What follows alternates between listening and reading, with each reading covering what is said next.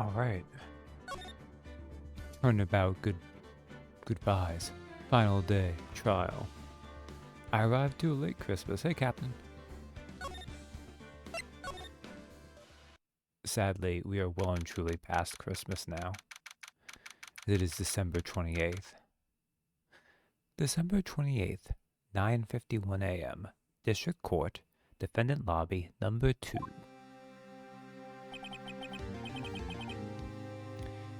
This is it. Judgment Day. Today, things are going to get settled at last. A lot of things. Rawr! What's the big idea? Sorry, Nick. I only touched your shoulder. I guess the shock hasn't worn off from my run-in with the stun gun yesterday. Anyhow, today's the last day of the trial. Good luck, Nick. Okay. Oh. I see the stun gun also hit my internet real quick for a second there. I'm pretty sure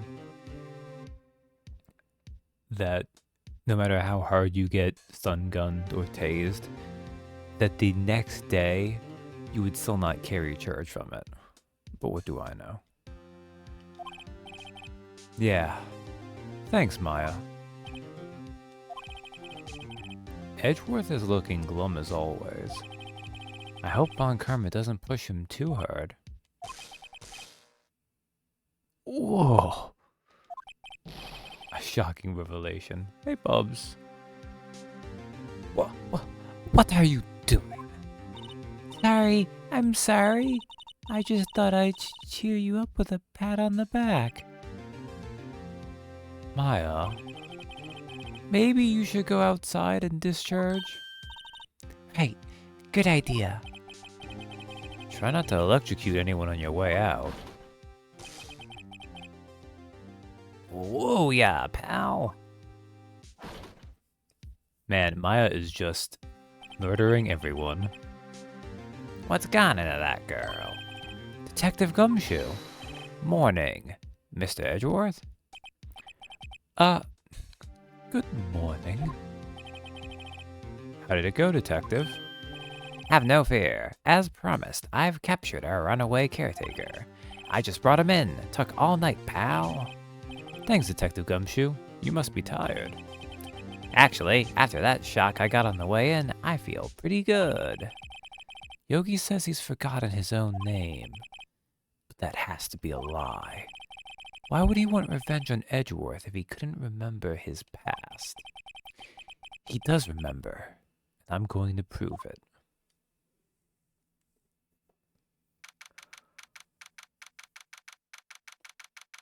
Also, it is not quite that day for me yet, but it is tomorrow over there across the pond. So invoiced, happy birthday, Bulbs.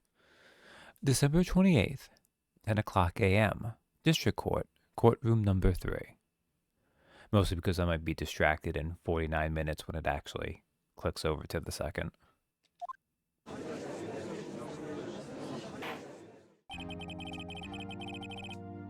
What is our session for the trial of Miles Edgeworth? The defense is ready, Your Honor. The prosecution is ready. Right, very well.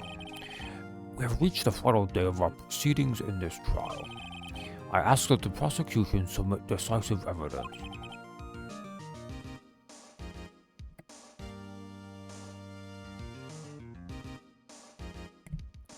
Understood. Come on. Don't be awed into silence by every little thing he says. Very well. Mr. Von Karma, your opening statement. Right. Thanks to Detective Gumshoe's efforts, the boat rental shop caretaker has been arrested. In yesterday's trial, the defense asserted that the caretaker was the murderer. Wow. I swear, every time I try to go for Von Karma's voice and I immediately lose it. However, the caretaker has yet to confirm this. I would like to ask the defense to cross-examine him as much as necessary. Very well. Please bring the witness into the courtroom.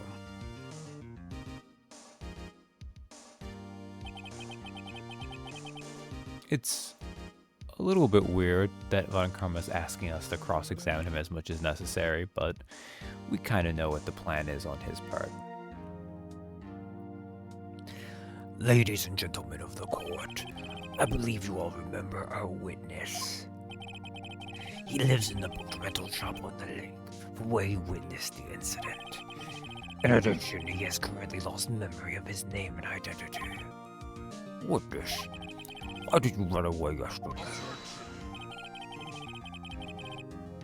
Oh. Already, Von Karma padding out the objection counter, as is his wont and style. The witness was not running away, as he will now testify. But I see. Very well, please begin your testimony.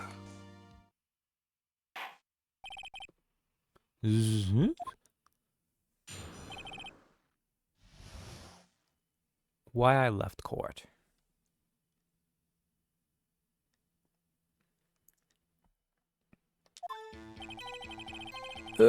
I'm really sorry about just leaving yesterday like I did, but I wasn't running away or nothing. I went to buy some food for policy. I figured I got nothing to do with this incident anyhow. I mean, I need one of those motive things, right? And I don't got one. So my testimony yesterday stands as is.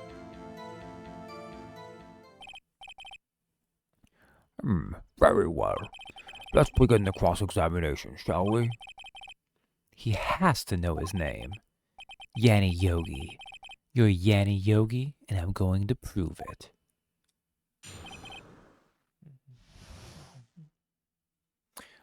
Why I left court. I'm really sorry about just leaving yesterday like I did. I'd call what you did running away and not just leaving. You heard Larry's testimony and realized you were in danger.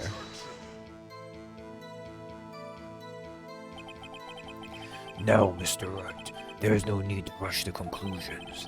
As I said, the witness was not running away. Listen to the testimony. He sure seems relaxed. In fact, they both do. Von Karma and Yanni Yogi. Or Yanni Yogi. Sometimes it is one of those interesting things with this game.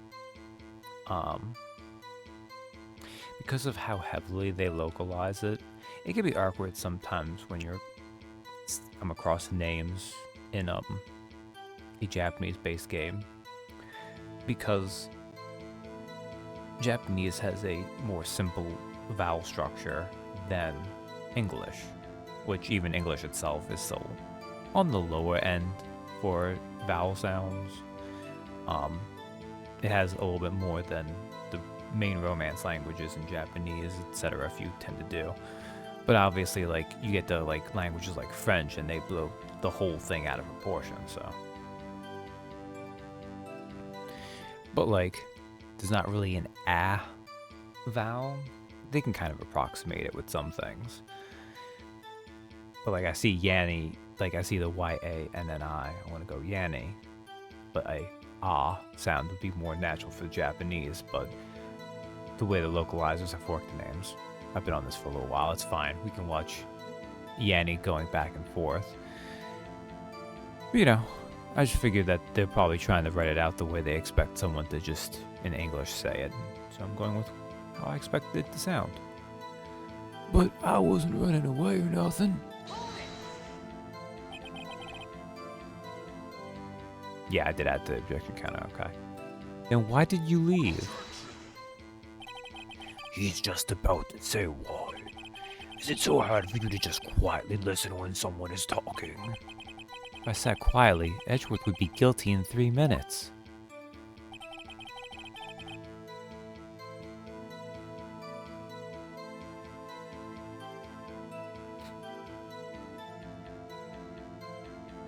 Also, I like the idea of, like, Von Karma's like, why wouldn't you just be quiet? Meanwhile, he keeps objecting to us. I went to buy some food for Polly, see? Food? Well, Polly is a bit of a gourmand, you see. He only eats these high-quality bird pellets from France. They only have them in the big pet shop downtown. But you weren't arrested until this morning. Why didn't you go back to the caretaker shack? Well, I kind of got lost, you see. The witness has trouble remembering things sometimes. When the police apprehended him, he was on his way back to the shack. Yeah, right. Nice try, Von Karma. No one's going to believe that. I see. So he was lost. Please. Your Honor, come to your senses. Phoenix, come on, you should know this judge by now.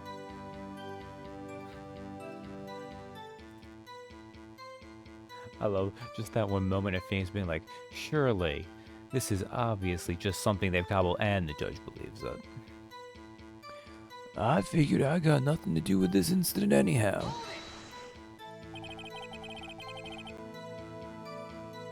I am late, but here to watch as I wind down for bedtime. Hey, Katie. You've lost much of your memory, is that correct? Yup, seems like it. How could you know that you didn't have anything to do with this incident?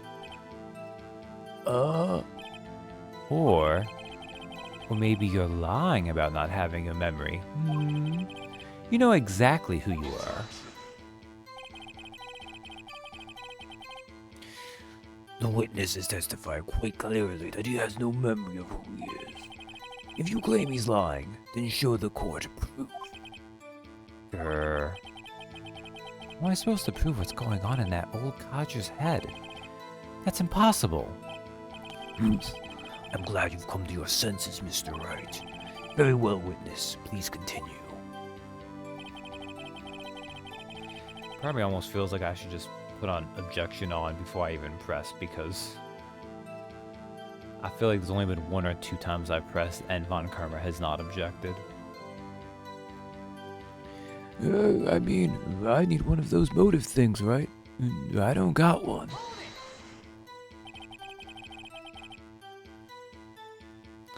How can you say you had no motive?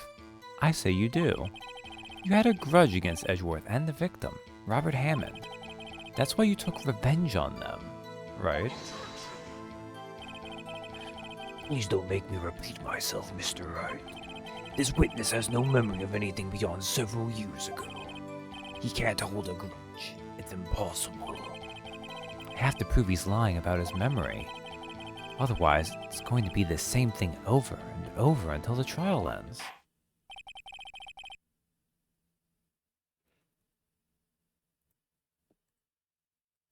One 12. Okay. Might I say something, Mr. Wright? Yes, yes, Your Honor. You've been saying the same thing now over and over. You've been calling the witness's memory of the past, or lack thereof, into question. But does this really have anything to do with the current case? Of course, Your Honor. The witness has said he has nothing to do with this case, and no motive. Both of these statements are lies.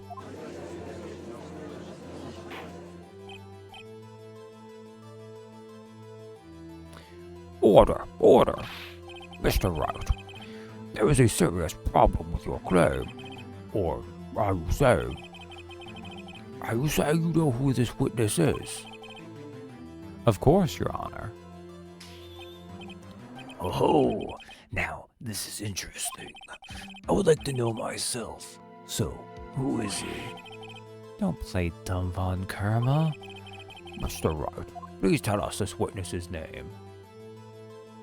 Oh yeah, it's either Robert Hammond or Gregory. It's Yanni Yogi. I don't know why they actually penalize you, like hurt you for that one, considering the other 2 are clearly joke answers. His name is Yanni Yogi, a former court bailiff.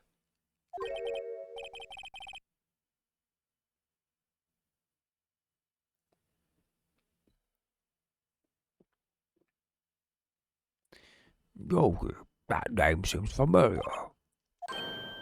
Oh, Yanni Yogi from the DL6 incident. It figures the judge would have heard of it. It was such a famous case. But what does this mean? Your Honor, if this man is Mr. Yogi, then he has a clear motive. Tisk.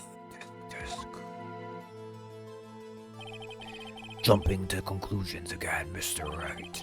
This man, this witness, is Yanni Yogi. Fascinating. However, how do you propose to prove this to the court?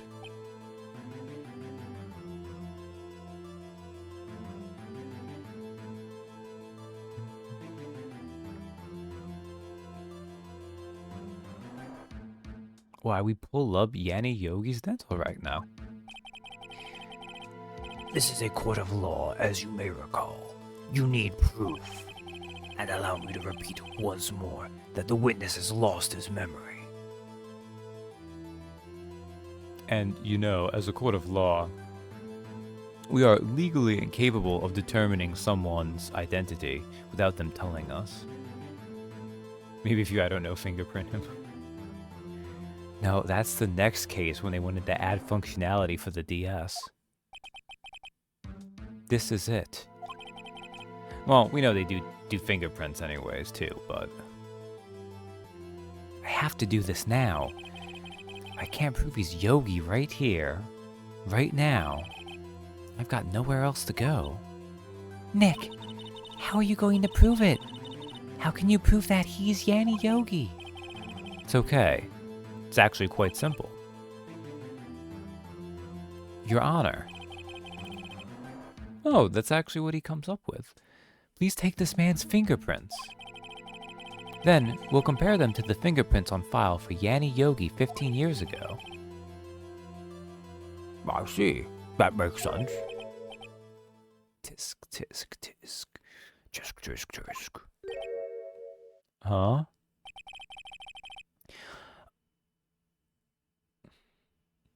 I did too.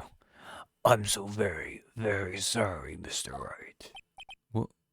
Why? The witness has no fingerprints. What? What? No fingerprints? You see, before I worked as a caretaker, I worked at a chemical plant. I burned my fingers working with the stuff. Oh, yep. What? Yogi, you sneak. You burned your fingerprints off to hide your past. Well, if the witness has no fingerprints, and no dental record, and it's way too early for DNA testing, I guess we will not be able to prove his identity. No. Well, what will you do, Mr. Wright? Seems that the case has been decided, no? No. I know what happened. I know everything. I just can't prove it. No. I can't let it end like this. I can't lose. I forgot to mention, in the lead up to all this, that this is perhaps one of the other most well-known moments in the Ace Attorney franchise. There has to be another way.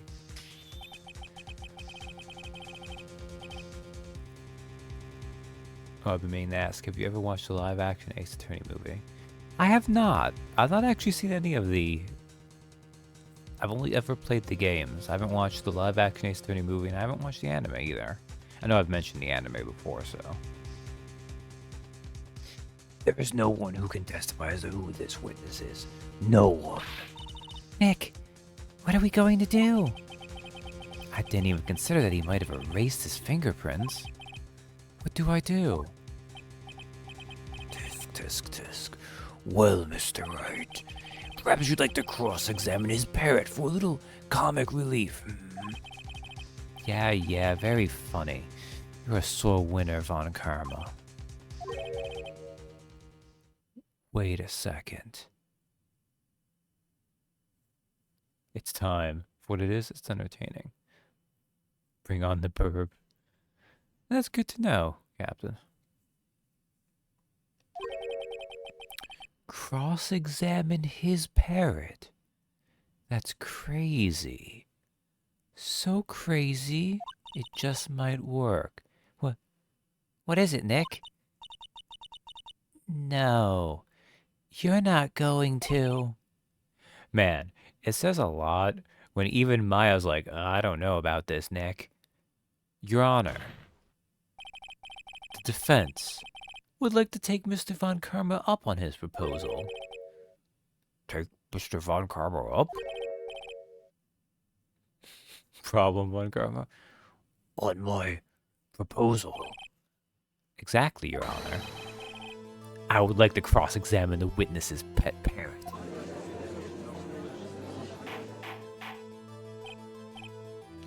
Order, order. Bob, well, what do you think, Mr. Von Karma?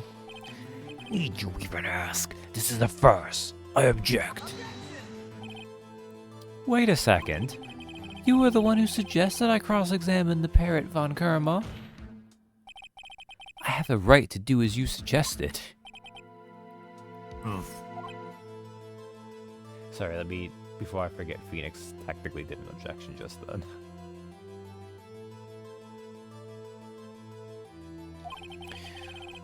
Well, if you're so desperate, then please be my guest. Of course, should you go through with this, and nothing comes of it, then I hope you're ready for the consequences. Are you ready for peak burb voice acting? Why would you put that on me? Fortunately, you don't actually have to say much when you're Polly. She has very few actual lines. Nick, this is crazy. Well, still want to go through with your little game? Yes, I'm doing it. Like, what else am I gonna do? Have you win?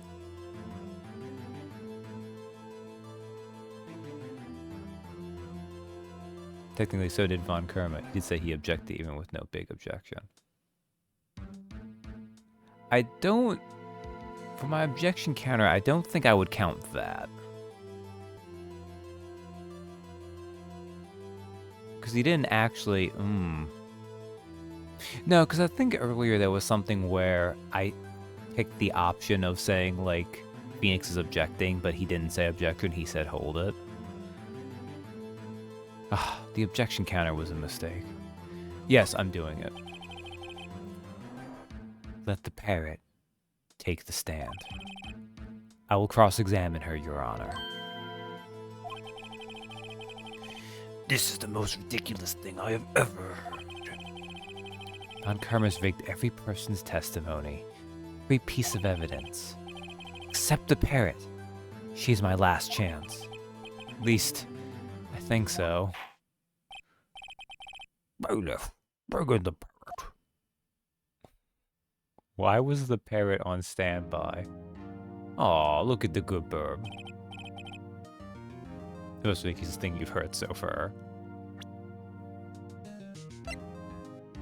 Look, Judge, you're gonna have a wheel in a few years. Ah, that's a really good case. Like, that might be my favorite single case in the entire, like, sequel trilogy.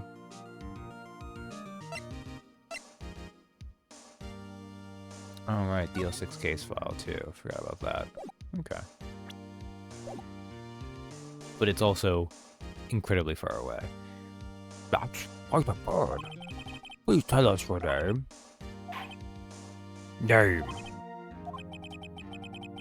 Oh, the witness is ignoring me. It must hurt to be ignored by a bird. Ahem. Very well, witness. Who is your owner? Oh, please, testify for us. Witness testimony. Who is your owner? Hello, go. Damn. She's gonna be a tough nut to crack. Certainly the most concise testimony we've had so far. Very well. Begin your cross-examination. Right. What are you going to do, Nick? I don't know. What do we do, Maya?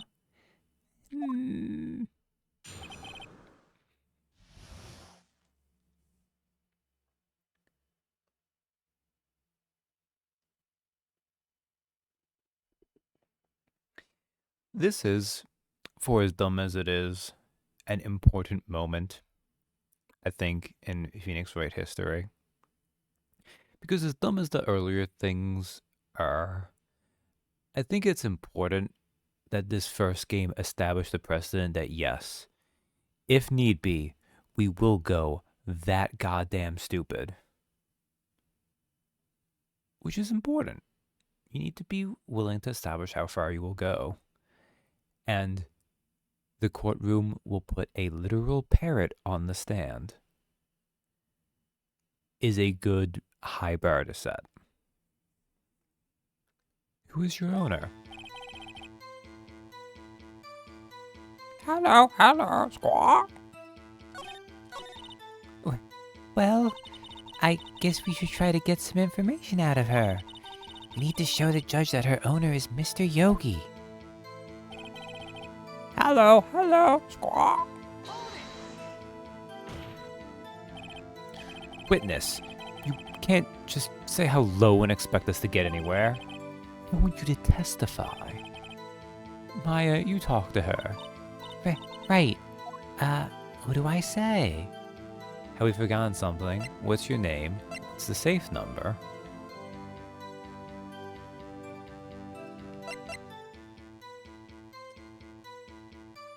So I think... Actually, I think all of these give you something.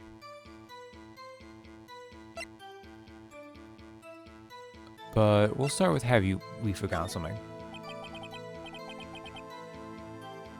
As I recall, 2 days ago...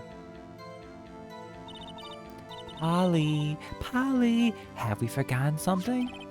Squawk. Don't forget DL6. Squawk. If I can get Polly to say that here, that will prove that the caretaker had something to do with DL6. Polly, have we forgotten something? Hello, squawk. That's not what you're supposed to say. Forgot. Something we forgot. Hello, squawk. Uh-oh. It's not working, Nick. She won't say it. This is ridiculous. Why won't she say it? Tisk. Something the matter, Mr. Wright? Wait. Don't tell me Von Karma expected this. He couldn't have retrained the parrot, could he? Did he train her not to respond when we asked if we'd forgotten anything? God damn, Von Karma's a genius. Witness, you're here to speak. You must speak to me. That is so extra. It is. But Edgeworth warned us. He prepares perfect cases. I can't believe that you're speaking to the parrot. Well, I guess we should try to get some information out of her. We need to show the judge that her owner is Mr. Yogi.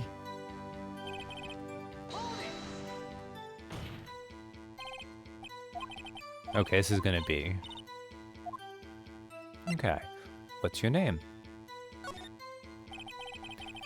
Maybe I should get her to say her name? Polly, what's your name? Polly, squawk.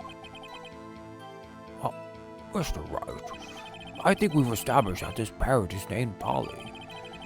Does this have anything to do with her owner's identity? Of course. Oh, wait. We do know that, right?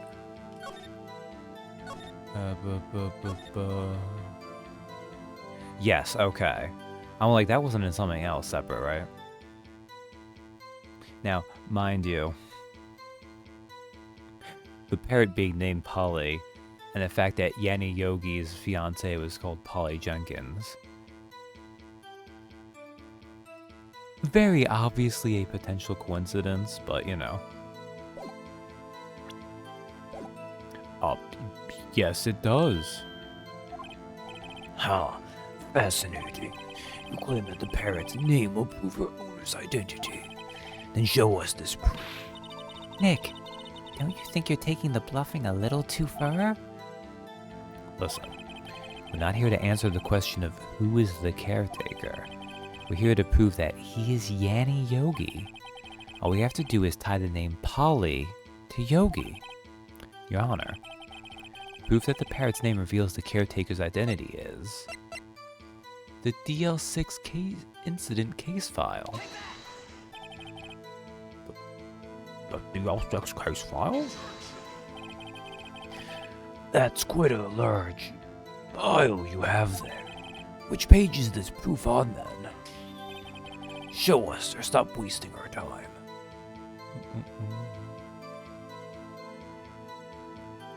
This is such a goofy way to do this, but I guess I'd rather they do it this way than having you have just the 3 separate pages in your inventory. Very well. Mr. Wright, please show us the page. Where in this file is the information connected to this parrot's name? Okay, so victim data. It'd be suspect data. Because it's Yanni Yogi, right? Now let's double check to make sure I'm not being an idiot. Case summary, victim data, suspect data. Okay.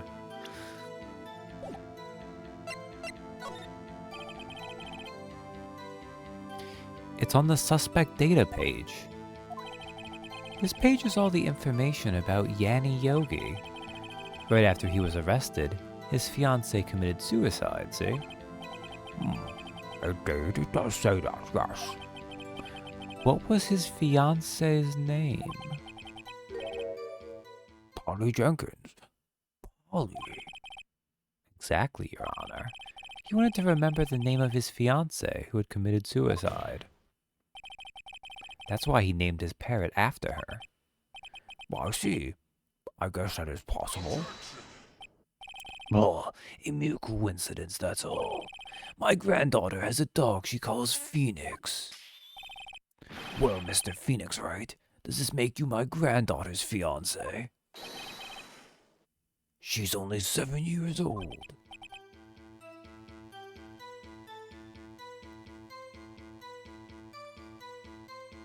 Wait a second.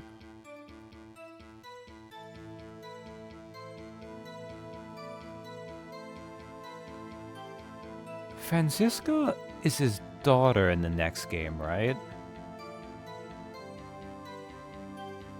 She doesn't have a sister, does she? Well, I guess she could have a brother. Oh, no, she would have had that because he just said granddaughter, so. Maybe, God, does he have multiple children? I don't remember this.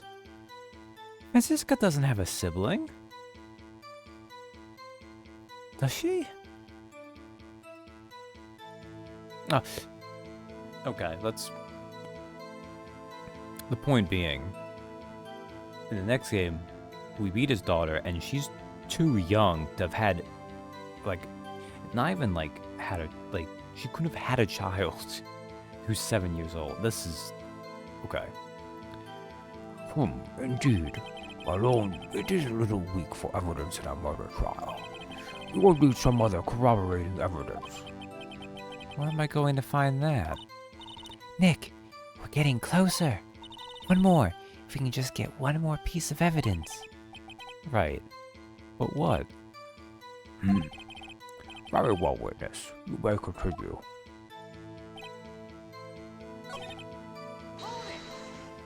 So this one we actually got long ago.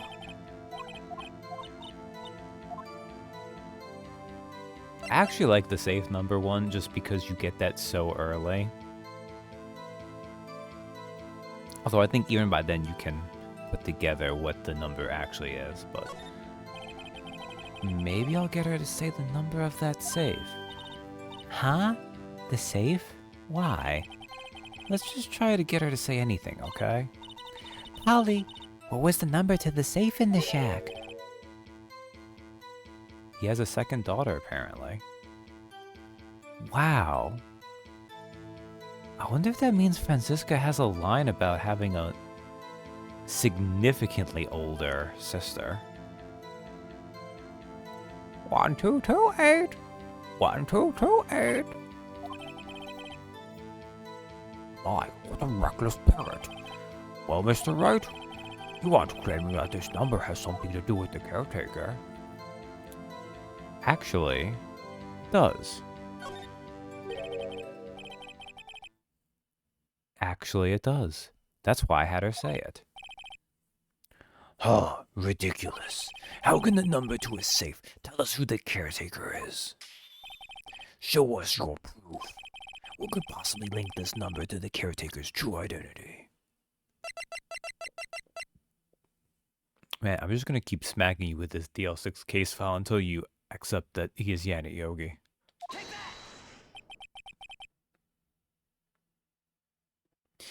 The DL6 case file. What is this obsession you have with that case? Mr. Wright, where in this file is something relating to that safe number?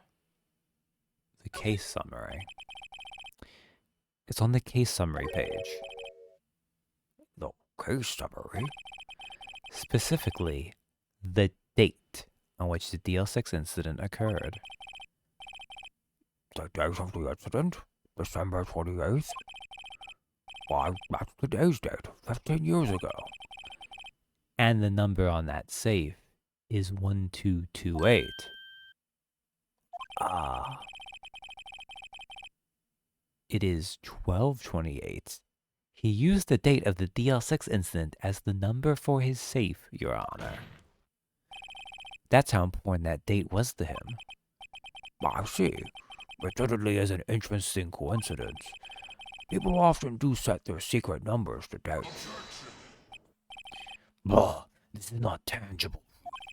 I set my ATM card's number to 0001 because I'm number one. Wow.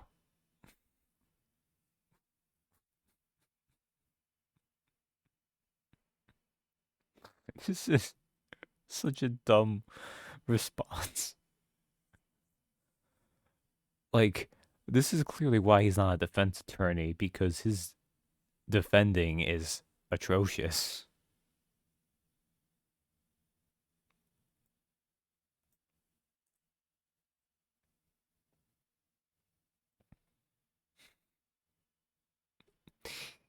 He was number 1, Squidward. But no, not Squidward. Mr. Krabs. This has nothing to do with the date. Nothing. That's enough. I think we've reached a conclusion here. This is a mere coincidence, that's all. True, that is a possibility. However, two coincidences at the same time seems more like a pattern to me. Wow. The judge is actually having one of his competent moments. What are you saying? Summon the caretaker of the boat shop. Immediately.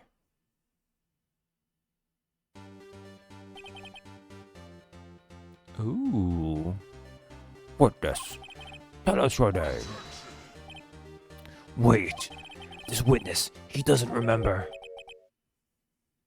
Ooh.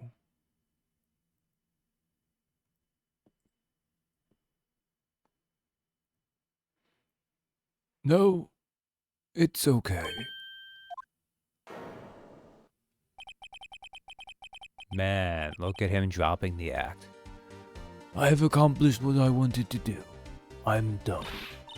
Nick, he looks totally different. This is the real Yogi, I think. Finally. He's been acting feeble to hide his true identity. Acting for 15 years. Oh, well, let me ask you again. Please state your name for the court. My name is Yanni Yogi. 15 years ago, I served as a bailiff in this very court.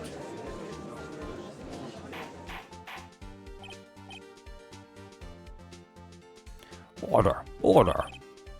Yanni Yogi, so was it you who killed Robert Hammond and tried to frame Miles Edgeworth for his death? Yes, it was me. I did it. They put me on the witness stand 15 years ago. Robert Hammond, he said I was mentally unsound. He told me it would make me innocent, get me off the hook. So, I pretended to have brain damage. I was innocent, really, but he didn't believe me. We won the trial, but I lost everything. I lost my job, my fiancé, my social standing. Then, this year, 15 years later, a package arrived. It was a letter and a pistol. The plan was written out in careful detail. It was a plan for me to take my revenge on the people who ruined my life. I didn't care who had sent it. I thought this was my chance. After 15 years, this was it. Finally, a chance to have my revenge on Robert Hammond and Miles Edgeworth. I have no regrets. Wait a moment. Revenge against Miles Edgeworth? I do feel bad for the man. Not as bad since he killed a man, but like, he deserved better. Yeah. Like, he's not the villain of this case, clearly. We know this. He was a tool for Von Karma, who is the villain of this case. But, like, you can't be entirely sympathetic. He did willingly commit murder. But Robert Hammond was not a great guy. I do like the fact that even though we don't get to meet Robert Hammond at all, he's another example of, like, a bad defense attorney, too. So, you know, there is something that we can see of why Phoenix wants to be specifically the kind of defense attorney he is. What do you mean? I'm not at liberty to speak on that matter. Why don't you ask Mr. Edgeworth yourself? Anyway, I admit, I was the one who killed Robert Hammond.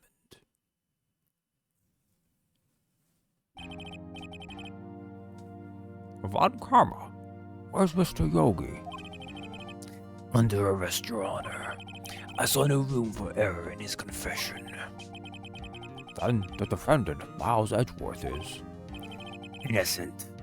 In this case, at least. Hammond probably never put an animal in the stand. The coward. Probably not. very well. Will the defendant please take the stand?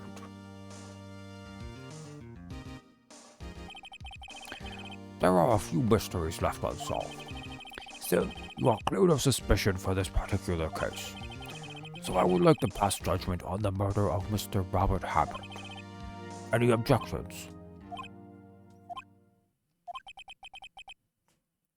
I don't believe it. Why isn't Von Karma saying anything? Very well. This court finds the defendant, Mr. Miles Edgeworth.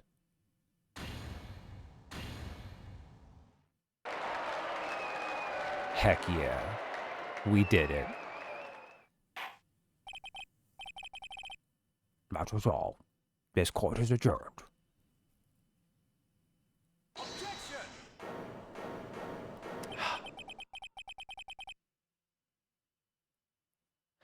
So just because Edgeworth isn't the prosecutor on this case, who said he can't do objections?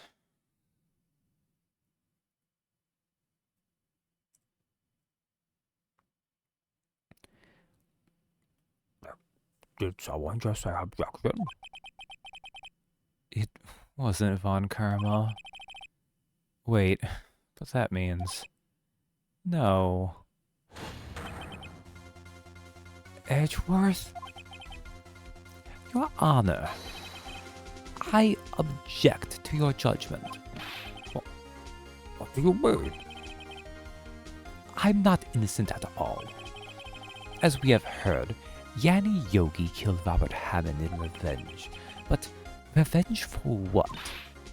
Nick, Edgeworth is trying to confess. He's going to say he's guilty. He's going to tell them he was the murderer in the DL6 incident. He's going to tell them he killed his own dad. Uh-oh. What do I do? Raise an objection?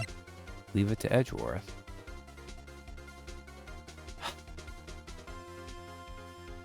I don't think this matters.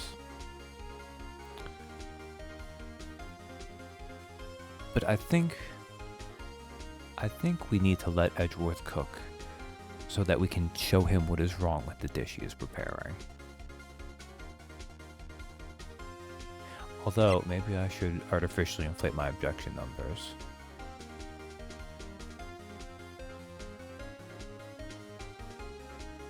I guess it makes more... No, we'll let Edgeworth cook so we can fix it later.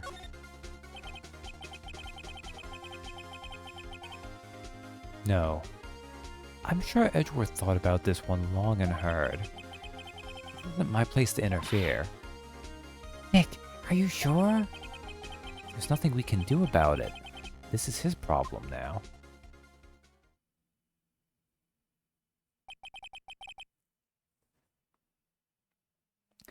For 15 years, I have had a recurring dream. A nightmare. It's only a nightmare. That's what I told myself. But now I know it wasn't a dream. Yanni Yogi wasn't the killer. You mean in the incident where your father died? From the distance of the shot, it wasn't suicide either. Everything was as clear as day. The murderer, the criminal in the DL6 incident. It was me. Your Honor, I confess my guilt. I'm guilty for DL6, the statute of limitations of which ends today. The culprit is me.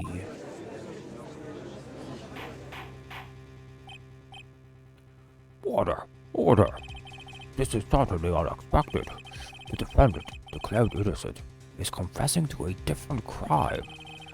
A crime for which the statute of limitations runs out today. I'm not really sure how I should deal with this. Bah! Obvious. We hold a trial. Right here. Right now. We try this man for his crime of 15 years ago.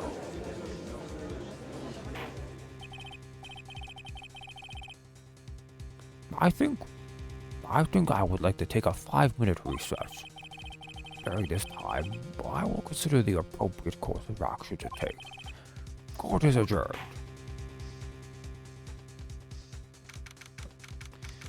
December 28th, 2:24 p.m. District Court, Defendant Lobby Number 2. I'm sorry, Wright? I've just wasted all of your effort. Mr. Edgeworth, I just don't believe it, sir. I mean, you kill your dad? I didn't want to believe it myself, Detective, but it's the truth. I deserve to be punished. A murder is murder, no matter what the circumstances. The fact that you were literally a kid back then, Edgeworth, he's such a goober. This is crazy. Just crazy. Nick, what are you doing? Huh? Oh, I was just reading through the court record once more. I'm getting my case ready. Your case for what? Huh? Isn't it obvious? I'm going to prove that Miles Edgeworth is innocent. What are you talking about, pal? He just admitted to it. You were a baby and brain dead, and more importantly, not the killer. He confessed that he did it in court. I'm sorry, Edgeworth, but I don't believe your nightmare. What? It's just a dream. It's not real. The truth is right here in this court record. In any case, tighten your belts. The real fight is just beginning. I'll prove you're innocent. Trust me. Right.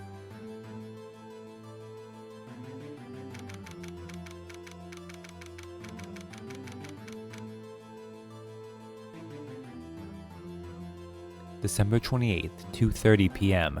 District Court, courtroom number 3. Now then, I would like to resume our trial. Judge, Miles Edgeworth has admitted his own guilt. He has confessed his crime. Let's begin by hearing his testimony. Then, though pointless, let the defense do their cross-examining. The statute of limitations on the DL6 incident runs out today. Though it's unconventional for me, I'd like to run this one by the book. I see. Does the defense have any objections? No, Your Honor. Von Karma, you knew this was going to happen from the very beginning, didn't you? Very well. Will Miles Edgeworth take the stand?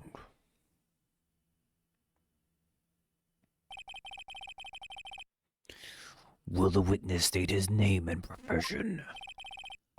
Miles Edgeworth, I am a prosecuting attorney.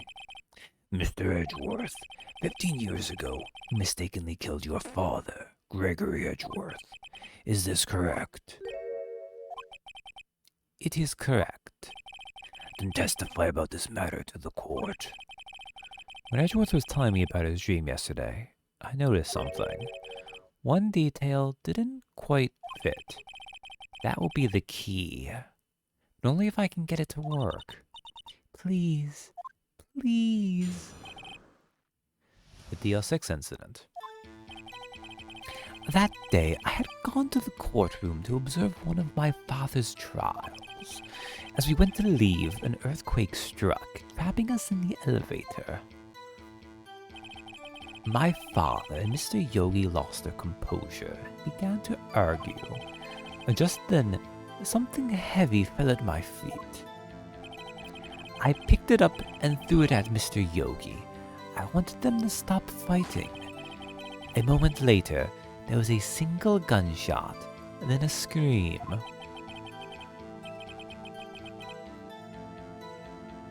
And we're free of the bad joke day. Oh yeah, I didn't say happy April Fools, although I don't think...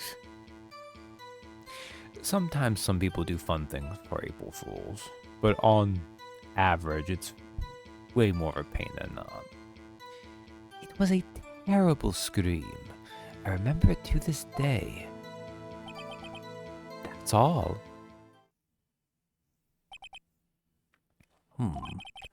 And until now, you thought this memory was a dream. We were stuck in that elevator for 5 hours.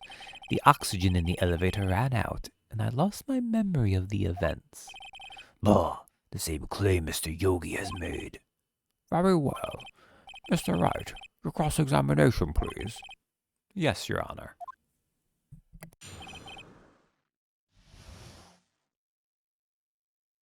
The DL6 incident. I liked what Bandai Namco did for Elden Ring. Did they do something for Elden Ring? I must have missed that.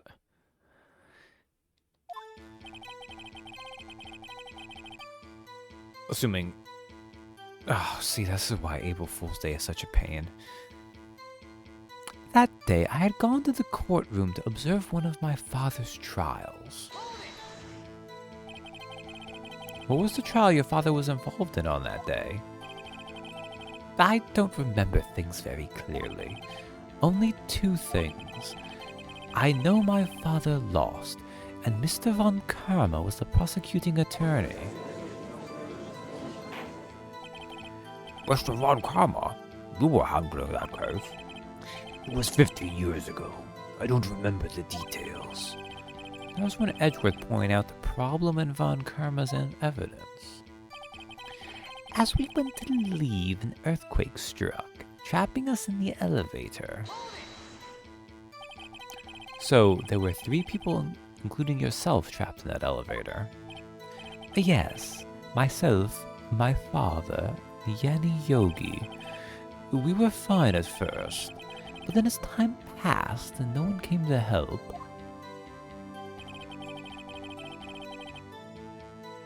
goes to the tweet, tarnished, look upon this Elden Ring expansion. It was a video of the Elden Ring logo expanding. Oh, that's pretty good. My father and Mr. Yogi lost their composure and began to argue. What did you do then? I was a 9-year-old boy at the time. What could I do? I was scared, trembling in the corner. But then, just then, something heavy fell at my feet. What was it? A pistol. I assume it was the bailiff's, Yanni Yogi. The safety must have come off when it fell from his holster. And you picked it up. What happened next? I picked it up and threw it at Mr. Yogi. I wanted them to stop fighting. Did you know it was a pistol when you threw it? I think I knew. I knew it was dangerous, but the air was getting so thick. I panicked. So, you're saying that you threw the pistol at Mr. Yogi? I was in a daze. A moment later, there was a single gunshot and a scream. The gun fired once.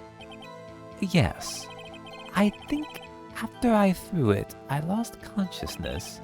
Since then, they've echoed in my head every day. That gunshot and that horrible scream. The scream. It was a terrible scream. I remember it to this day.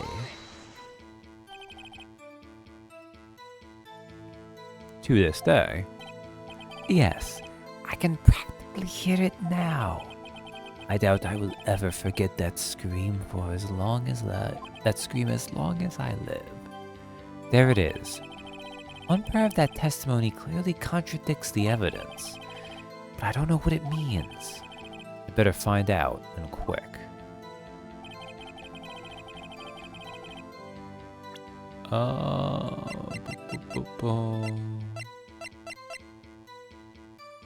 Photograph of the scene of the murder.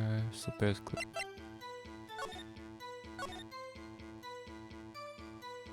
Ah, okay. It's the DL6 case file again. It mentions the murder weapon being fired twice. I guess we don't get the DL6 gun.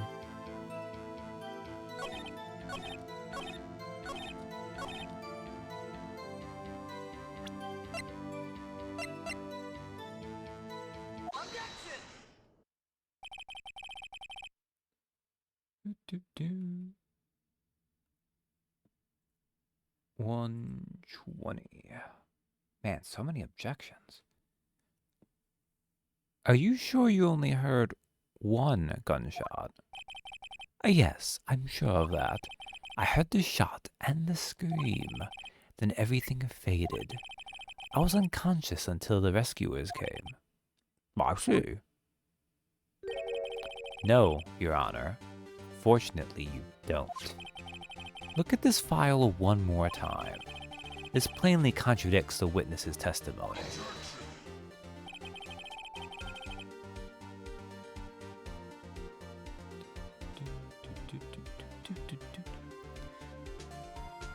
You do enjoy dragging off that file, don't you? I don't accept this evidence, unless you can tell us what page it's on. Which page contradicts Miles Edgeworth's testimony? This is the victim data. Look at the victim data in this file. It says it quite plainly. The murder weapon was fired twice.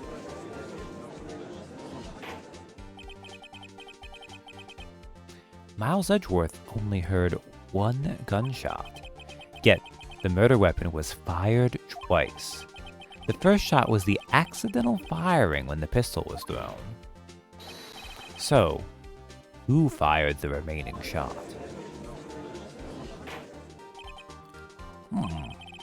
Was that perhaps another shooter who fired that second shot? Your Honor, as I'm sure you're aware, this incident occurred 15 years ago. The evidence is dated. The pistol did fire twice. However, we do not know when that second shot was fired. It might have been fired the day before the incident. There is no proof that the second shot had anything to do with the incident.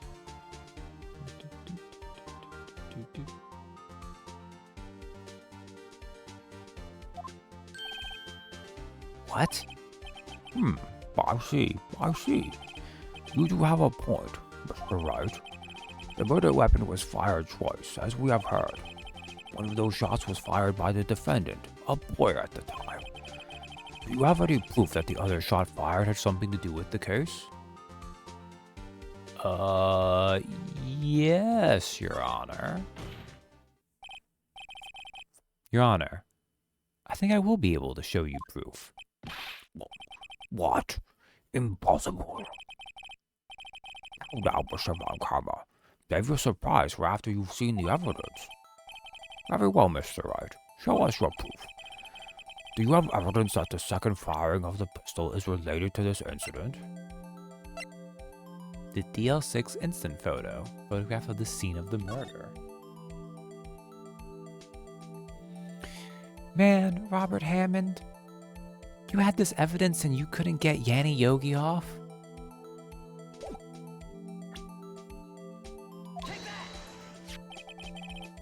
Look at this photograph. Yes, I've said this line multiple times now, and you all keep thinking of Nickelback. You'll have to live with it. This is a photograph of the scene of the crime 15 years ago. I can see that the victim lying there is Gregory Edgeworth. This proves the murder weapon was fired twice, at the time of the incident. This photo proves it. So, let me get this straight. This photo proves 2 shots were fired? Where? I wasn't willing to put a rat on the stand when it was watching in the elevator shaft. Yeah. Your Honor, please. Please get a clue. Show the judge the contradiction in the photo. Oop. Gotta put... Can we, like, perfectly cover the hole? It feels like it's, like, just a little bit too big to naturally do it without, like, extending over it. Yeah, that's fine. It should be obvious. The contradiction is here. I see. A bullet hole in the door. Your Honor, Gregory Edgeworth was killed by a shot from the pistol, yet there is also a bullet hole in the elevator door. We also know that the murder weapon was fired twice. Thus, someone other than Edgeworth fired that second shot.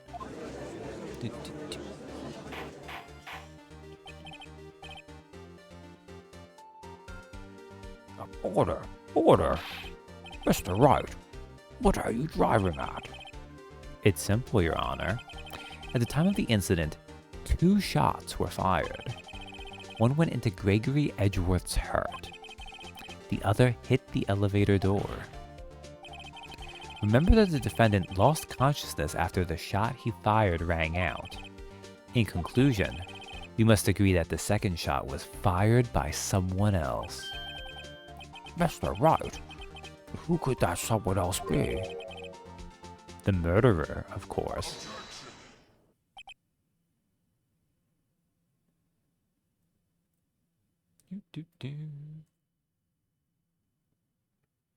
Oh, we're getting such a nice rhythm, but of course Von Karma has to be a jerk. I knew I should have stepped in before your wild fantasies got out of hand. Mr. Wright, look once more at the DL6 incident case file. Look closely. Try the case summary page. The case summary? That's on page 1. Look what is written there.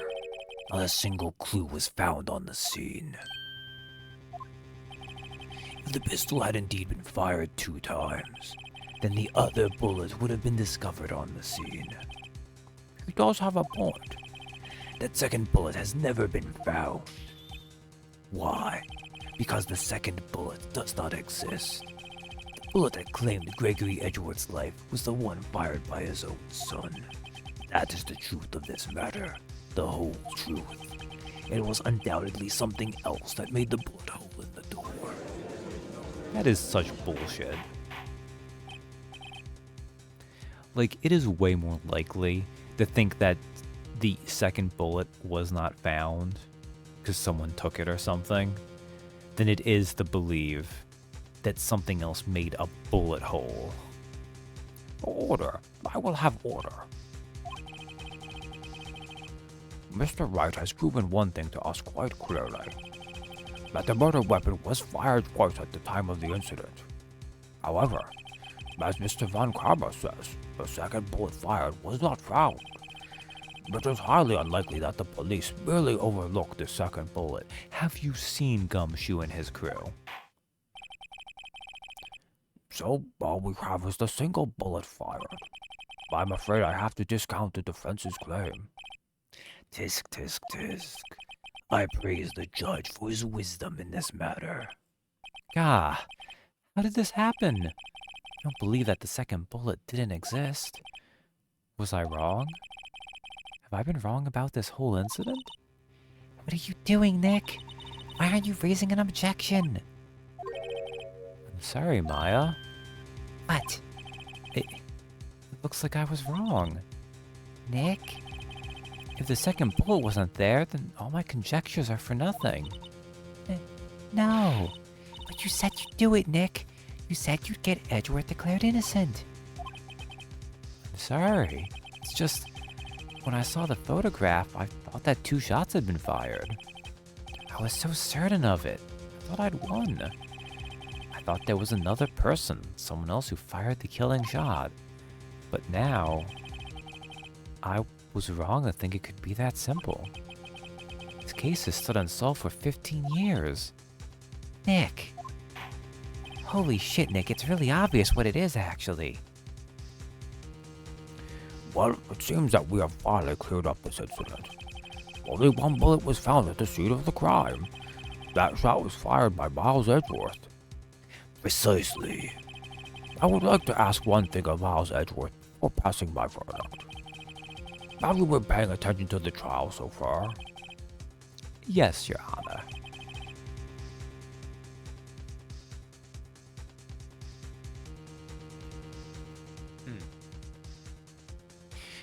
Do you have any objections? No. No, I do not. So you killed your father, though that was not your intention. Yes, I did. Oh no. He's accepted the guilt. Very well. The statute of limitations on the murder of Gregory Edgeworth runs out today. Therefore, I must pronounce a verdict on the defendant today, right here. Right now. Objection. Hey, Dirth. Indeed. Does anyone have any objections? I've been here before. It's just like my first day in court. There are so many things I know I should be saying. But my mind's gone blank. I can't find the words.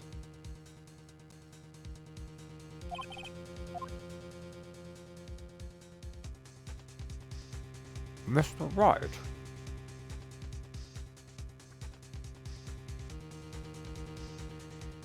No objections. I have an objection. I mean, yeah. Come on, Phoenix. Figure something else. Your Honor. I object. Tisk, tisk, tisk. Mr. Wright, on what grounds do you object? Oof. Nick. I don't know. His case is perfect. Oh no. Ah.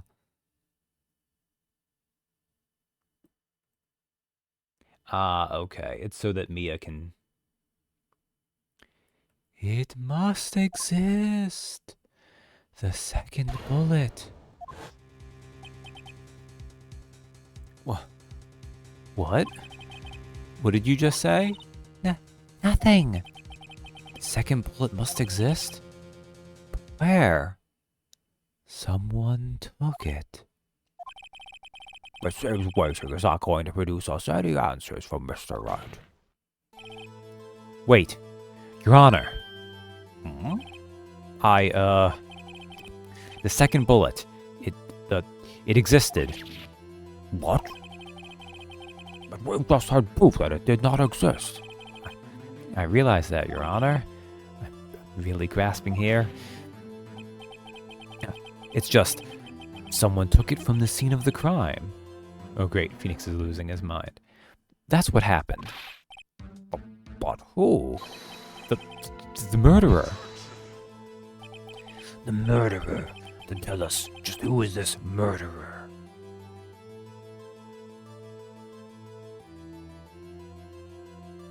Oh, is it time? The absence of proof is not proof of absence. Yeah, this is true. I'm still thinking about that one. So the criminal took the second bullet. But why? Huh? First of all, how would they have found it? It's not easy to find a stray bullet, Mr. Wright. Was there some pressing need for the murderer to search for that bullet? Murderer had to find it. The murderer didn't need it.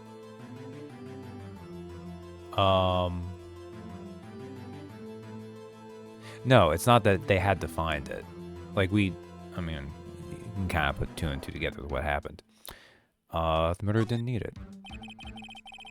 Why would the murderer have spent the time to look for that stray bullet? I haven't got a clue. What's wrong, Mr. Wright? Well, the murderer had no reason to take that bullet. You don't want to admit it, but it's true. Ugh. Had to take it. Had to take it. The murderer? What does that mean? You're thinking too normal. Think crazy. Don't think why the bullet was taken. Think why the bullet had to be taken. Everyone knows 2 + 2 = potato. Mr. Wright? Are you having a psychotic break? Yes, Your Honor. I have no idea what I'm doing. Well, the murderer had no intention of taking the bullet from the scene. But, the murderer had to take that bullet. Had to, Mr. Wright? What do you mean? Well, for instance... What? Maybe the bullet, hit the murderer? The bullet hit the murderer? Just saying, for instance. I mean, if it hit you, you would have to take it with you, wouldn't you? It's not like you could perform surgery right there. You know?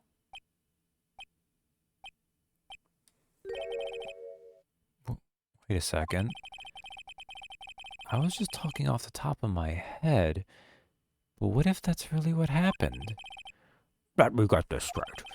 So at the time of the murder, the murderer themselves was shot, and they left with the second bullet still inside of them, thus leaving only one bullet at the scene of the crime. Yes. I guess that's how it would work, yes. But there's a problem with that. The other two people rescued from that elevator, Miles Edgeworth and Yanni Yogi, were both unharmed. So that would mean the murderer came from outside, yes.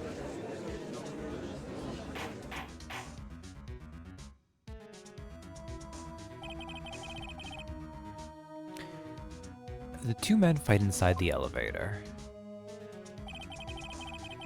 Trying to stop them, the boy picks up the pistol at his feet and throws it. The pistol discharges, and the bullet goes through the elevator door and hits the murderer outside. The boy loses consciousness. Then the murderer opens the elevator door and sees the men inside.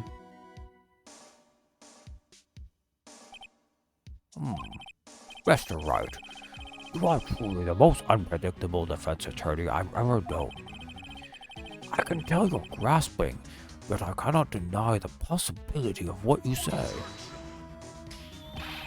What are you saying? Deny it. Deny it. No one involved with the incident was wounded. There was no murderer. No one was wounded at the time of the incident. Wow, that elevator door must be made of tinfoil. You know, it does say a lot. Because, like, I know you can open elevator doors. If you're strong enough. But also, the murderer was shot in the arm. There's some weird things going on there. We're not meant to think about it. So it's kind of a good job you did think about it, Derek, but let's just pretend you didn't. No one was wounded at the time of the incident. He's right. I can't think of anyone. Hey, Nick. Huh? I just thought of something really crazy. Crazy? Remember what Mr. Grossberg said yesterday? Edward doesn't build with perfect child record. Wow. It must have been quite a shock for one comma. He took a vacation for several months after that, you said. Yes, an unusual event for the man. That was the first and the last vacation he's taken in his many years of prosecuting. What if Von Karma didn't take that vacation because of shock? Took it because he was injured.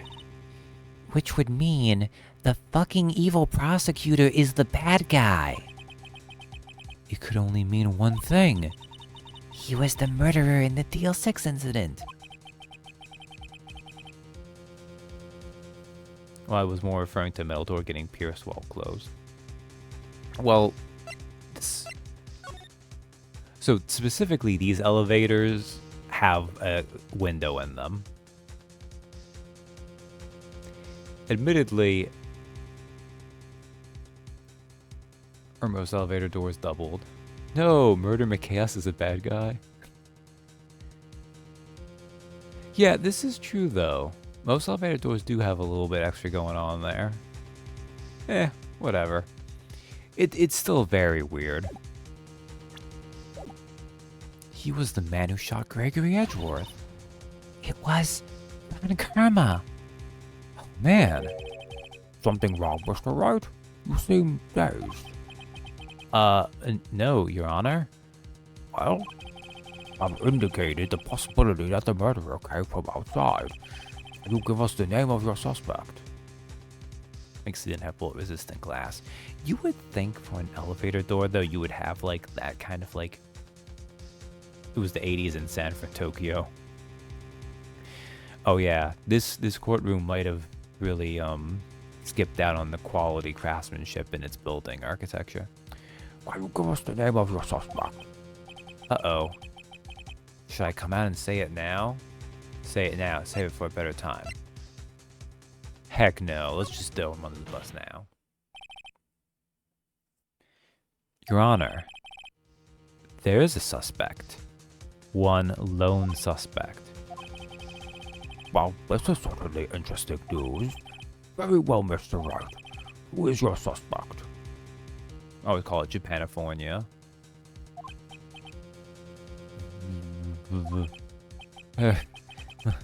My hands are shaking.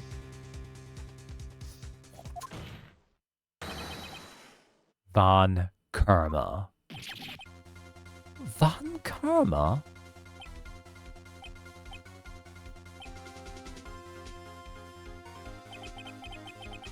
You mean the Von Karma? The prosecutor? The one standing right over there? Bah! You don't object? I see no need.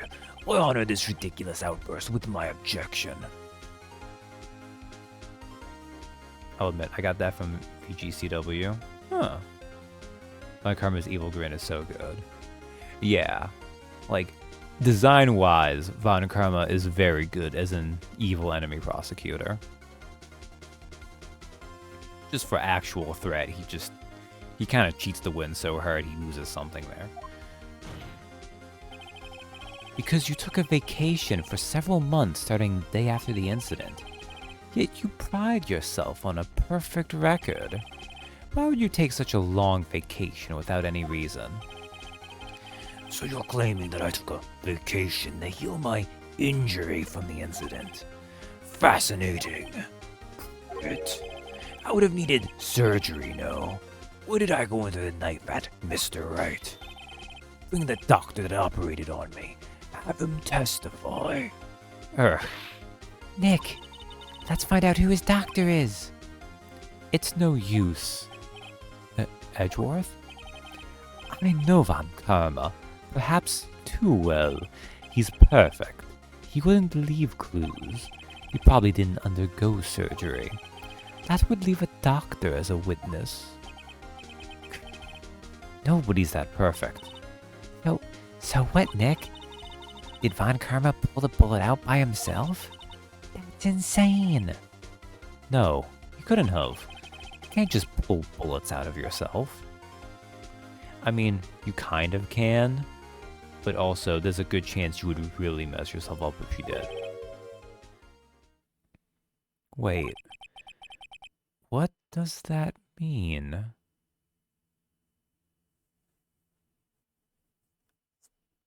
They had a world tour arc for our season. Every week they were in a different city that was the hometown of one or more of the wrestlers. Both Phoenix and Edgeworth were wrestlers. That does make sense for that. Ooh. That bullet has to be somewhere. But where? Yeah. It's always fun when people do the, like, create a character leagues with wrestling games and stuff like that. So one week they were at Japanifornia. Oh, man.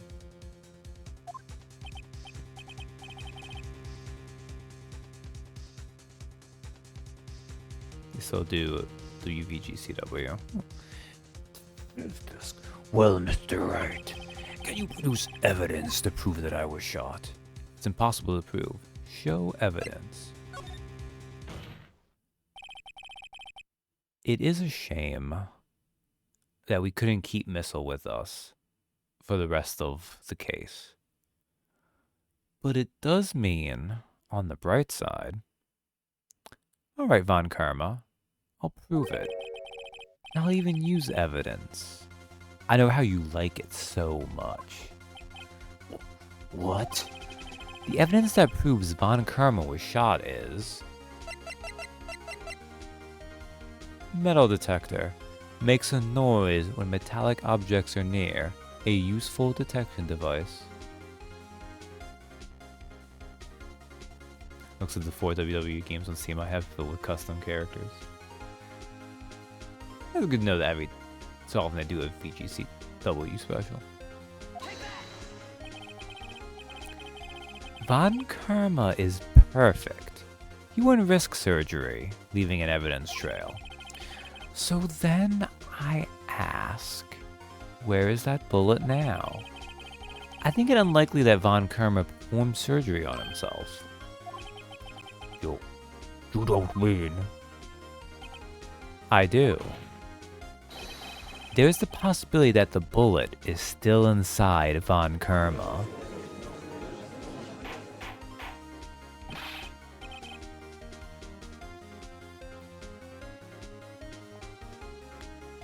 Is that even possible for all these years? Well, there's one way to find out. We could use this metal detector. Well, Von Karma, I'm going to run this over you and see what we find. Oh, and look at that. Someone is now shook.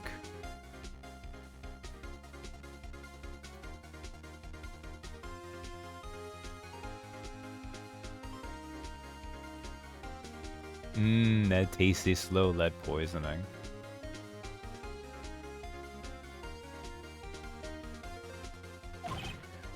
I refuse. You refuse? Yeah, autofill can be a pain. But refusing this means you acknowledge that the bullet is still inside you?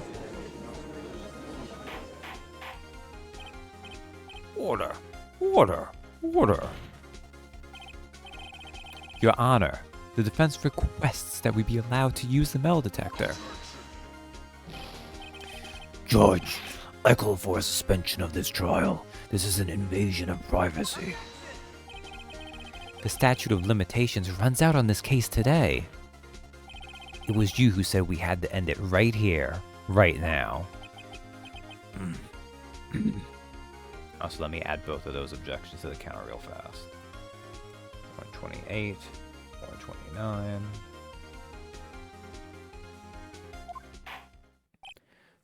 Enough. I permit the use of the metal detector. Mr. Von Karma, you will submit yourself to testing. Nick, what does this mean? I don't know, but we have to give it a shot. Just like Von Karma was given a shot all those many years ago. Also, sorry for an annoying annoying electronic sound effect. It reacted.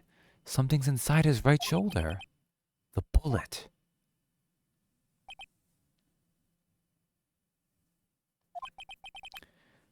Mr. Von Karma? You. It was you. I was afraid this would happen, and so I remained silent. Indeed, there is a bullet in my shoulder. However, it has nothing to do with this incident. What? I was shot in the shoulder long before the DL6 incident. I claim that the bullet in my shoulder has no relation to DL6. Yeah? Prove that the bullet on your shoulder has no relation to DL6. No, it's fine. We're gonna have to be the ones to prove it. Oh, Mr. Von Karma, can you prove that? Prove? I have no obligation to prove anything. It is Mr. Wright who must prove something here, not I. Oh, Mr. Wright. Well, can you prove it? Can you prove that the bullet in Von Karma's shoulder was from DL6? Of course he can't. You don't have any of the DL6 evidence. That's because you took it out of the records room yesterday. With no proof, you cannot convict me of any crime. So sorry, Mr. Wright. No. I'm the one who's sorry, Mr. Von Karma. What? You were close. One day away from freedom. But you see, I have proof. What? Who would have thought you would dig your own grave trying to convict Edgeworth? I can link that bullet in your shoulder to the DL6 incident. And here's my final proof. DL6 bullet, taken from Gregory Edgeworth's heart, still bears clear ballistic markings. That's a bullet. Where did you get that? This is the bullet used in the DL6 incident. This was taken from the heart of the victim, Mr. Gregory Edgeworth. The bullet is preserved quite nicely, with all the ballistic markings intact. Ballistic marking. You may recall the term. It came up in the first trial 2 days ago. Technically, Von Karma has the burden of proof to prove the bullet is not from that incident. The fact that he was like, no, you can't prove it. I got shot years and years and years ago. Oh, man. Ballistic markings are the fingerprints of a weapon. While bullets fired from a gun are marked with that weapon's unique pattern. By examining the markings, you can tell which weapon fired the bullet. It's quite accurate. We have 2 bullets in our possession. One, the bullet removed from Gregory Edgeworth's heart. The other, Mr. Von Karma, is the bullet buried in your shoulder. We could analyze both bullets. Then, if the markings matched, we would know that both bullets had been fired from the same gun. The very same pistol. In other words, the murder weapon that killed Gregory Edgeworth. Mr. Von Karma, you will let us remove the bullet from your shoulder. Then it will compare the ballistic markings to those on this bullet and solve this case once and for all. Well, Mr. Von Karma?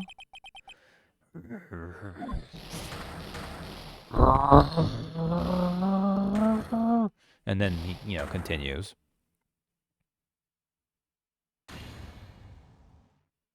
That scream. I've heard that scream before. Wait, I know. Help! I can't breathe. Quiet, I said quiet. You're not making this any easier. Stop breathing my air. I'll stop you. Stop breathing my air. Get away. Get away from my father. Bang. No, it turns into JRPG boss fight. Same scream again. It's that scream I heard in the elevator 15 years ago. Von Karma, it was you who screamed. Mr. Von Karma? Edgeworth. Edgeworth. Only you would dare defy me. So, it was you. You and your father are my curse. Your father shamed me with a penalty on my record. And you left a scar on my shoulder that would never fade. I'll bury you. I'll bury you with my bear. Death. 15 years earlier. Chief Prosecutor, I am sorry. Von Karma, it's not like you to make this kind of error. I never would have thought that Edgeworth would be the one to catch you. I was careless. I'm sorry, but you will have to be penalized. I've covered for you in the past, but not this time.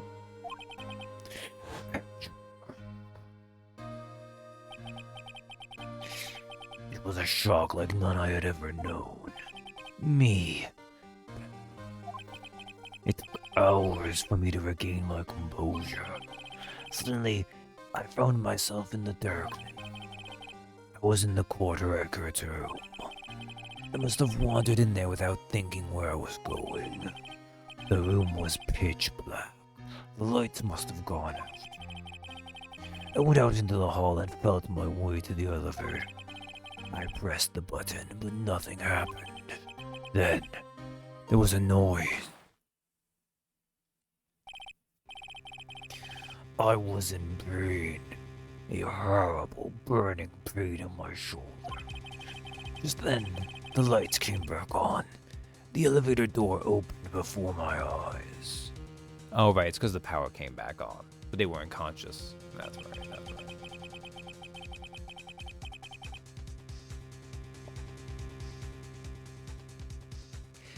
I saw 3 people inside, all lying unconscious from oxygen deprivation. Much to my surprise, a pistol lay at my feet. I knew then it was destiny. Unme. Bang. Find it hard to believe Von Karma hasn't been shot repeatedly before this. Feels like he would have had it coming, right? In his last moments, Gregory Edgeworth was still unconscious. He died, never knowing who had shot him. Later, he spoke through a medium, blaming Mr. Yogi. He was fooled. It was the perfect crime. Tisk, tisk, tisk. Who would have thought another man would have come to open that elevator door? Judge! What? What are you doing? Do your job. Bring an end to this miserable charade. Now, end it. Very well.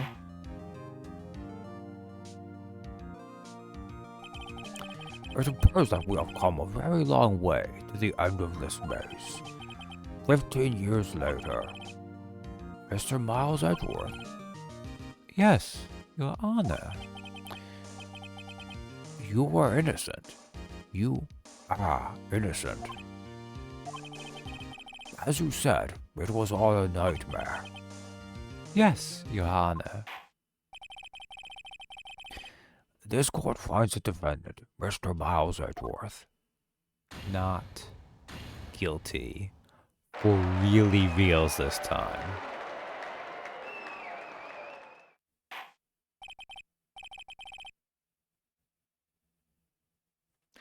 That is all. This court is adjourned.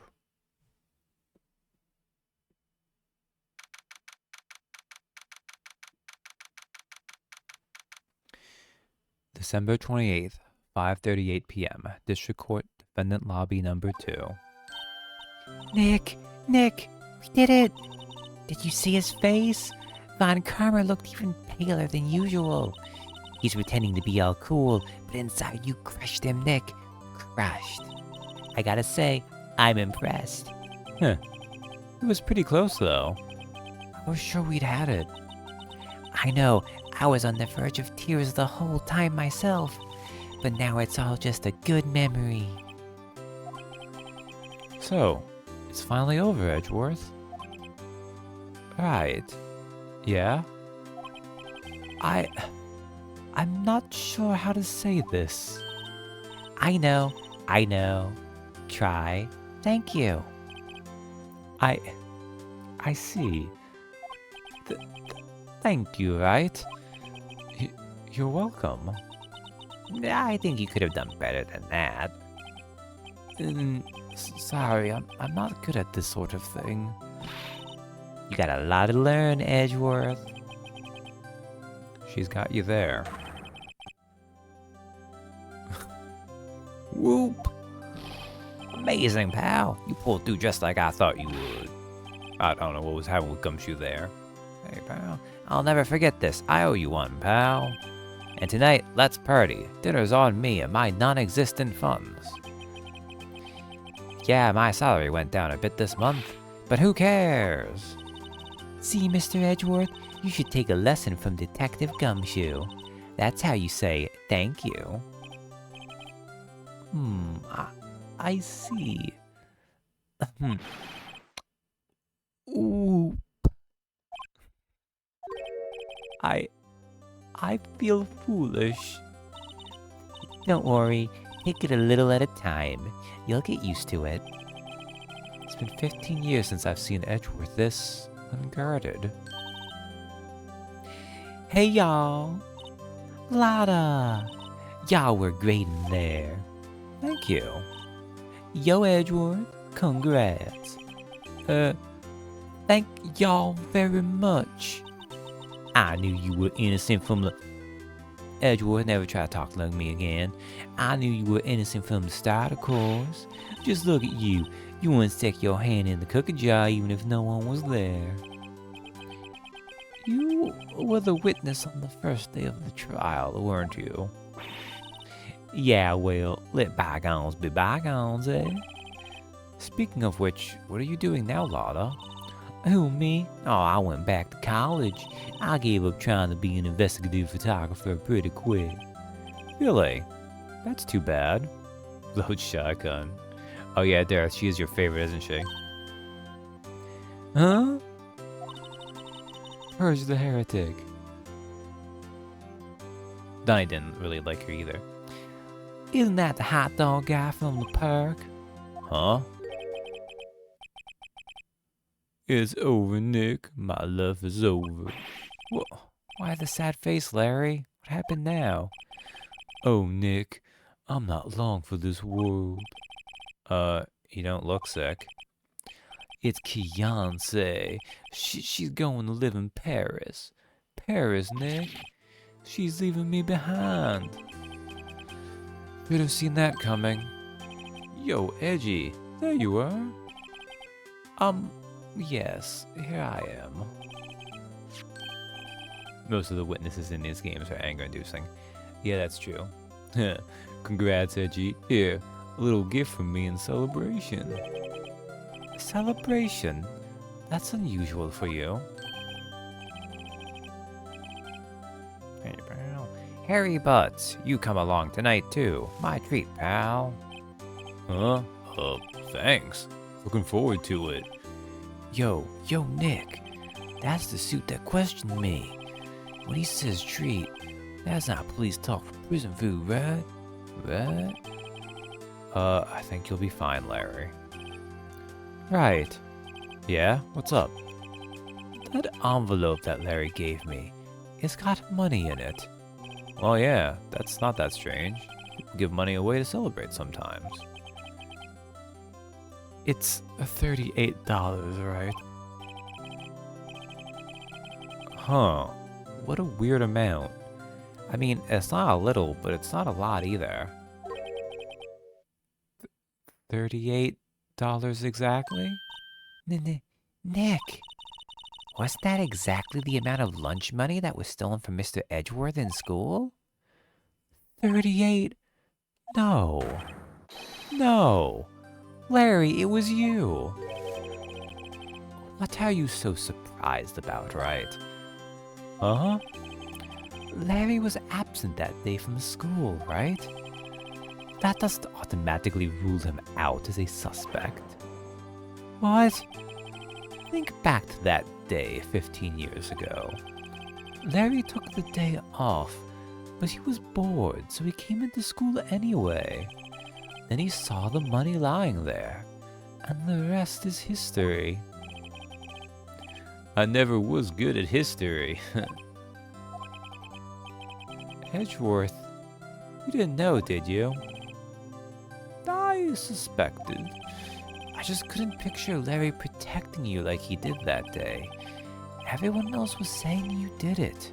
The whole class was against you, remember? Yeah, too well.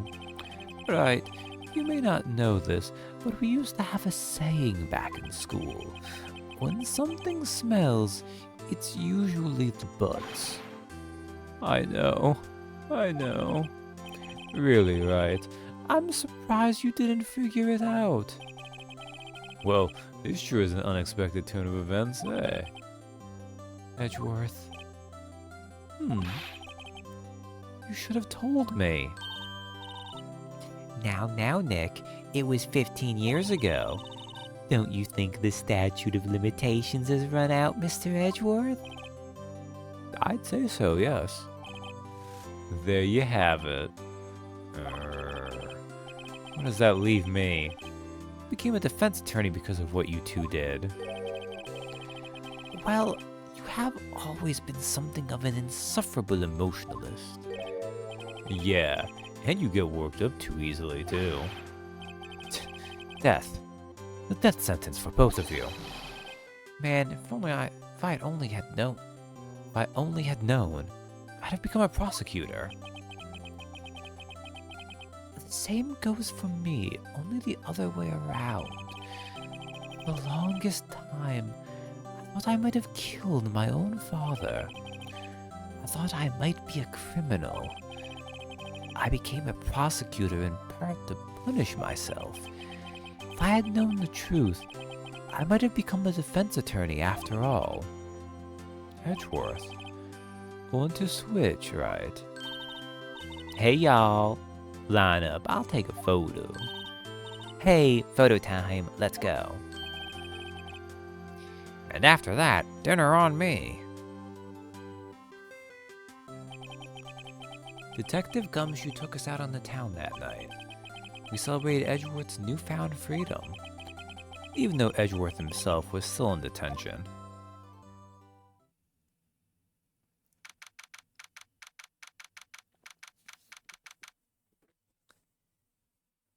December 29th, 5:02 a.m., Wright and Company Law Offices.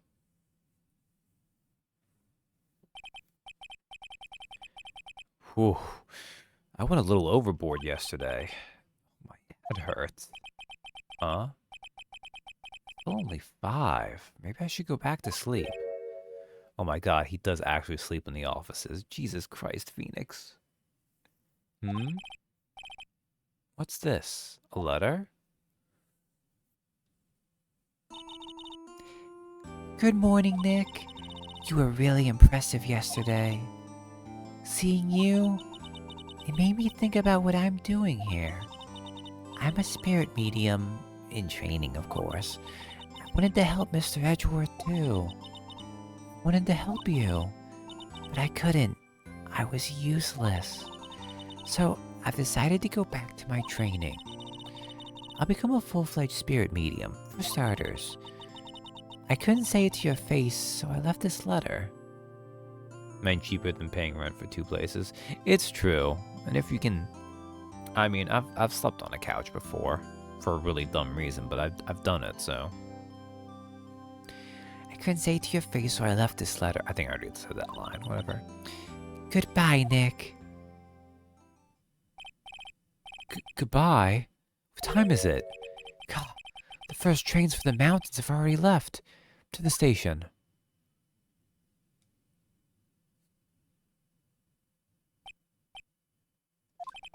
I guess I'm too late. Hey, Nick. Maya. So, you're leaving? Yeah, it's hard being a spirit medium who can't talk to spirits.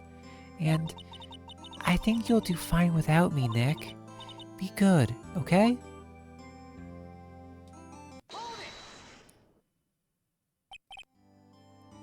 Wait. What? I never could have saved Edgeworth without your help. Huh? On the last day of the trial, I heard her. I heard Mia's voice. You heard my sister? yes. Only her voice, but still. It was at the very end when I thought we'd lost everything. Well, that's my sister for you. Detective Gumshoe helped, and Mr. Grossberg, and even Larry. I'm the only one who couldn't help. I was useless, Nick. But you were the one who stopped Von Karma, Maya. Huh? I didn't do anything. All I did was wander around in a daze. Sorry, but I have evidence that you helped. Evidence? Show Maya some evidence to cheer her up. Remember, Maya, the parrot, actually. Like, clearly we're meant to do the bullet because Maya made sure she took that from Von Karma. But technically, she helped us with Polly, too. Like, that was something that Phoenix didn't accidentally pack up on, but no. The DL6 bullet, taken from Gregory Edgeworth's heart, still bears clear ballistic markings. A bullet? Von Karma was convinced he had taken all of the evidence pertaining to DL6. But you were the one who rescued the last piece of evidence we needed. This was the bullet that put an end to Von Karma. And you were the one who gave it to me. Nick. Thanks, Maya. I couldn't have done it without you. I'll be back soon. Huh? I'm going to complete my training and come back. Okay. I'll be waiting. Of course you will. You can't run that office by yourself. You're helpless. I don't know about that. So, this is it. See you soon, Maya.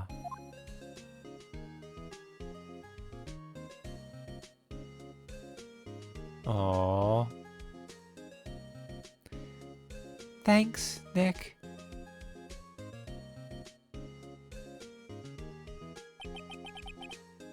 And so my story ends.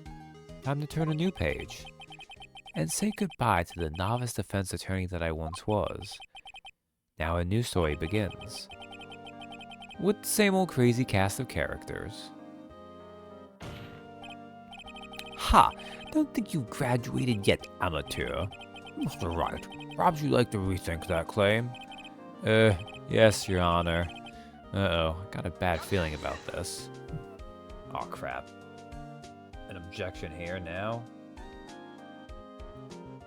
Concept script direction, Shu Takumi.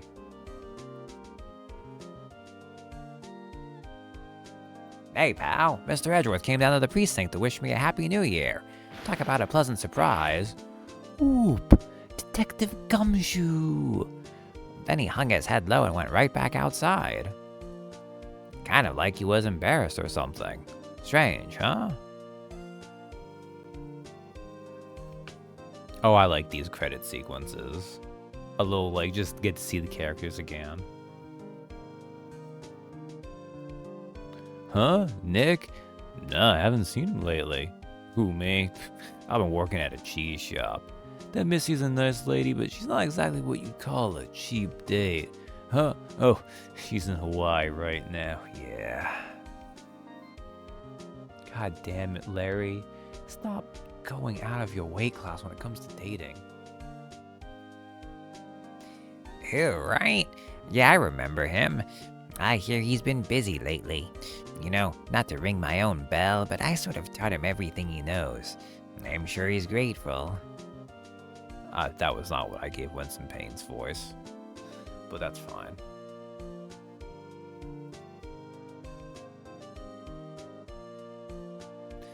Phoenix, alright. The defense attorney for whom I wrote that affidavit for, yes. Oh, you should know, I've taken over management of the Gatewater Hotel recently. Should you be in the area, please stop by.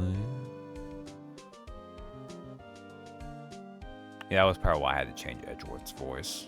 My bellboy did that. What's you? That's right. Yes, we have understudy, was it not? I wonder how he's doing. I haven't seen him of late. The days of my youth, like the scent of fresh lemon, you say.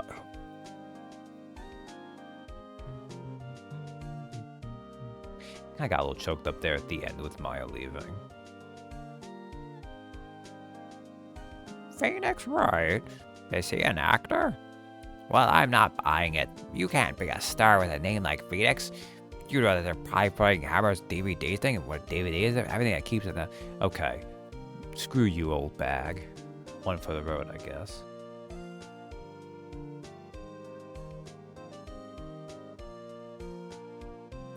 Well, I'm pleased to announce the Pink Princess is a hit. I sure owe that Mr. Wright a great deal.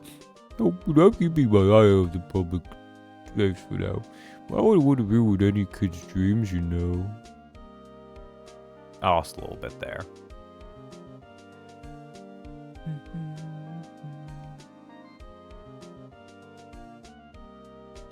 Oh, I got a letter from Maya the other day. Sounds like she got a cold standing under a waterfall. I wanted to visit, but didn't have time, so I sent her some Pink Princess trading cards. She says she can't buy them where she is. What kind of place is she living at anyway? I wouldn't say I ship them, but I'm more attached to Maya and Phoenix's relationship than... Right, who's that? You wanna talk? Let's talk, Pink Princess, alright? But, you know, I snuck into the studio the other day, and I saw her, the one inside the Pink Princess suit. Ugh, what a dog. It was kind of a shock for a boy of my tender age. But, you know, like, I do really like Phoenix and Edgeworth. They're great rivals, and there's a reason why they're the classic defense attorney-prosecutor pair. Yeah, I remember, right? That lawyer guy. Me? I'm in training to become a paranormal photographer. You know that picture I took of everyone? Well, just behind them there's a ghost. For real. Now that talent, I'm gonna be famous. There was a ghost? What could she mean? Who could she mean? But, like, I like the more family aspect of that. Oh, look at that. Little victory sign. This is really cute. Also, I guess Gumshoe's always had the confetti. It's nice to see Mia's ghost there, too.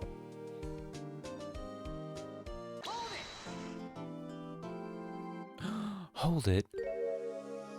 Brand new episode has been added. Rise from the Ashes.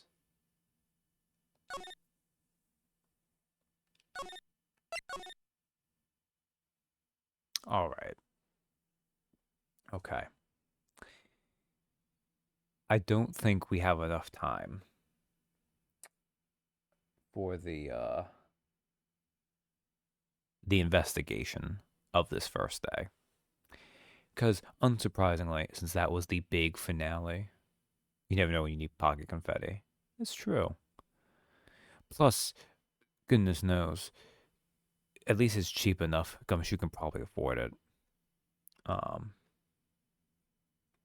God, I should start this final case just because it's a doozy, but that was also kind of the finale of the first game.